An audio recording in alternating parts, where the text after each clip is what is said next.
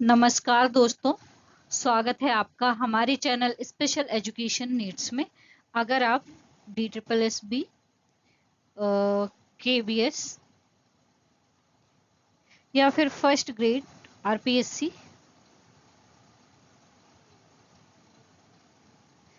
या फिर किसी भी स्पेशल एजुकेटर की तैयारी कर रहे हैं तो आप बहुत सही जगह पे हैं।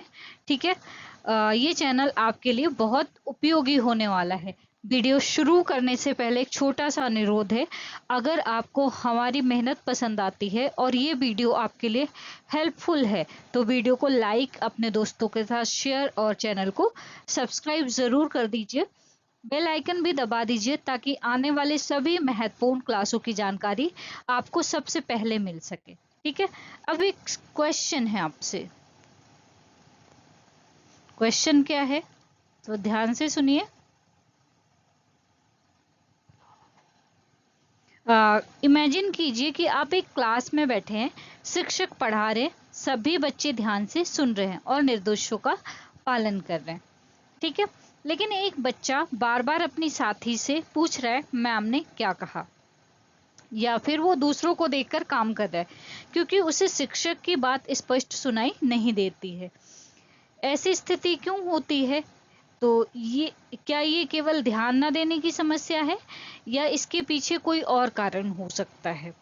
इसी सवाल का जवाब हमें मिलता है कहाँ पर? हमें मिलता है हियरिंग इम्पेयरमेंट से। ठीक है, इस टॉपिक में हम क्या कवर करने वाले हैं? हियरिंग इम्पेयरमेंट के बारे में इस टॉपिक में हम डिस्कस करने वाले हैं। इम्पेयरमेंट अर्थात अगर हिंदी में हम बात करें तो हिंदी में क्या बोलते हैं? श्रवण बाधिता। ठीक है, हिंदी में श्रवण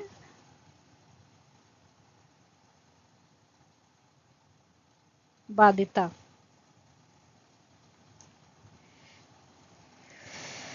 तो चलिए बिना समय गंवाए आज के महत्वपूर्ण टॉपिक हियरिंग इम्पेयरमेंट को हम विस्तार से समझते हैं। ठीक है, तो सबसे पहले हम ये डिस्कस करेंगे कि जो हियरिंग इम्पेयरमेंट है वो है क्या। तो अभी यहाँ पर अगर हम सिंपल शब्दों में बात करें तो जब किसी व्यक्ति की सुनने की क्षमता इतनी प्रभावित हो जाए कि उसका जो कम्युनिकेशन है, ठीक है, उसका कम्युनिकेशन यानी कि संचार यानी कि संप्रेषण, ठीक है, उसका कम्युनिकेशन, उसका जो लैंग्वेज है और उसके अलावा उसका जो एजुकेशन है, उसके अलावा सोशल है, ठीक है, सोशल पार्टिसिपेशन उस प्रभावित होने लगे तो समझ लेना उसको हियरिंग इम्पेयरमेंट है। ठीक है, क्या है? HI है। यानी कि जब किसी व्यक्ति की सुनने की क्षमता इतनी प्रभावित हो जाए कि उसका संचार, भाषा विकास यानी कम्युनिकेशन, लैंग्वेज डेवलपमेंट, एजुकेशन और सोशल पार्टिसिपेशन अफेक्ट होने लगे तो उसे श्रवण बाधिता यानी हियरिंग इम्पेयरमेंट कहा जाता है। तो आगे बढ़ते हैं और देख लेते हैं इसकी परिभाषा। अब सबसे पहले यहाँ पर बात करते हैं कि हियरिंग इम्पेयरमेंट की परिभाषा क्या है। तो अगर हम परिभाषा की बात करें, हियरिंग इम्पेयरमेंट से आशय किसी व्यक्ति की सुनने की क्षमता में कमी या हानि से है जिसके कारण वो सामान्य रूप से ध्वनियों को नहीं सुन पाता या आंशिक रूप से सुन पाता है। देखिए, अगर सिंपल भाषा में बात करूं, जब किसी व्यक्ति में सुनने की जो क्षमता है, कैपेसिटी है, ठीक है, सुनने की कैपेसिटी है, उसमें कमी या लॉस हो जाए, ठीक है, या जो सामान्य आवाजें होती हैं वो बिल्कुल नहीं सुन पाता या आंशिक रूप से, मतलब थोड़ा थोड़ा सुन पाता है, तो उसे हियरिंग इम्पेयरमेंट कहते हैं। इसे ऐसे समझिए कि आप अपने बहुत ही महंगे नॉइज कैंसलिंग ब्लूटूथ हेडफोन लगाकर बैठे हैं, बाहर आपका भाई आपको चिल्ला चिल्ला कर बुला रहा है, लेकिन आपके सिर्फ होठ हिलते हुए दिख रहे हैं।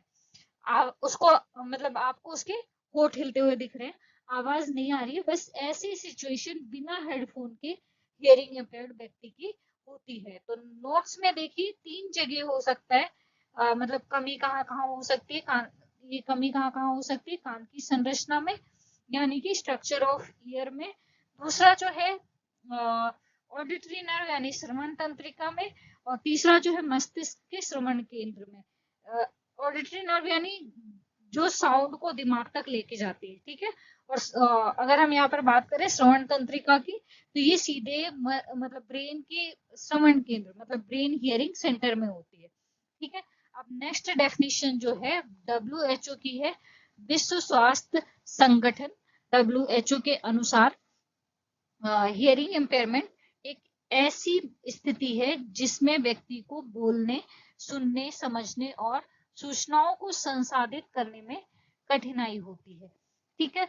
अब यहाँ पर अब एग्जाम और इंटरव्यू में आप सिर्फ कान खराब होना नहीं बोल सकते, आपको स्टैंडर्ड डेफिनेशन देनी होगी, ठीक है। WHO के अनुसार ये सिर्फ सुनने की दिक्कत नहीं है, बल्कि ये एक ऐसी सिचुएशन है जिसमें व्यक्ति को बोलने, सुनने, समझने और जो इंफॉर्मेशन होती है उनको प्रोसेस करने में कठिनाई होती है। नेक्स्ट डेफिनेशन जो है RCI के अनुसार हियरिंग इम्पेयरमेंट वो स्थिति है जिसमें व्यक्ति की श्रवण क्षमता जो है इतनी कम हो जाती है कि उसकी शैक्षणिक, सामाजिक और व्यावसायिक गतिविधियां प्रभावित होती है। यानी RCI कहता है कि वो स्थिति जहां सुनने की क्षमता इतनी कम हो जाए कि व्यक्ति का एजुकेशनल, सोशल और वोकेशनल एक्टिविटी जो है उसकी प्रभावित होने लगे। अगर हम इसे एग्जाम्पल के साथ समझे तो संजीव कुमार और जया भादुड़ी जी की एक बहुत ही बेहतरीन क्लासिक फिल्म है कोशिश। इस फिल्म में बहुत ही खूबसूरती से दिखाया गया है कि कैसे हियरिंग इम्पेयरमेंट होने पर समाज में बातचीत करने और नौकरी ढूंढने में संघर्ष करना पड़ता है। RCI की परिभाषा जो है इसी बात को दर्शाती है, ठीक है। अब आ जाते हैं इसके हियरिंग इम्पेयरमेंट के कारण और उसके मुख्य प्रभाव पर। तो इसमें जन्मजात कारण, बीमारियां या संक्रमण, दुर्घटना या चोट, उम्र बढ़ना, तेज आवाजों के संपर्क में आना, ठीक है। इसका कारण क्या हो सकता है? जन्मजात कोई गंभीर बीमारी, एक्सीडेंट, उम्र बढ़ना, या फिर शादियों में बजने वाला कानफोड़ डीजे, तेज आवाज का संपर्क। और इसका प्रभाव क्या होता है?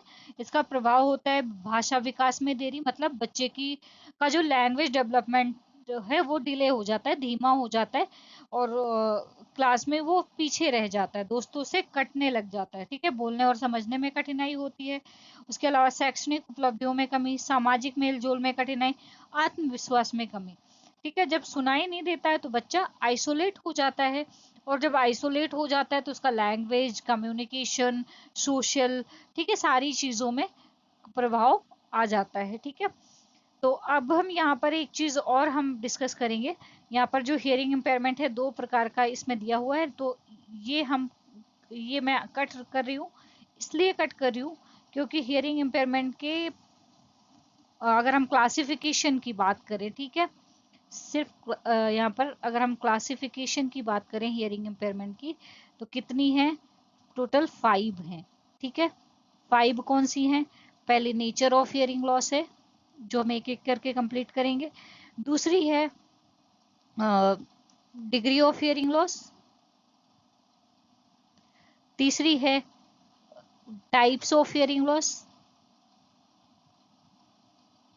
और यहाँ पर चौथी जो है वो है कजेज ऑफ हियरिंग लॉस।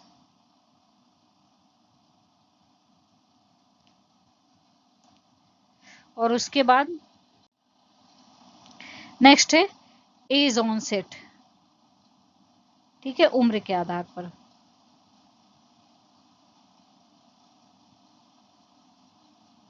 ये 5 प्रकार की क्लासिफिकेशन है, हम एक एक करके इनको भी कंप्लीट करेंगे, ठीक है। तो इसलिए मैंने इसको कट कर दिया है।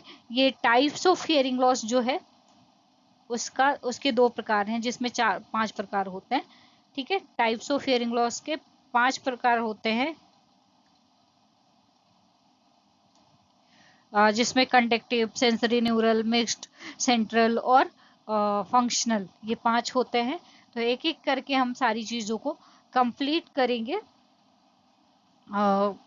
ठीक है।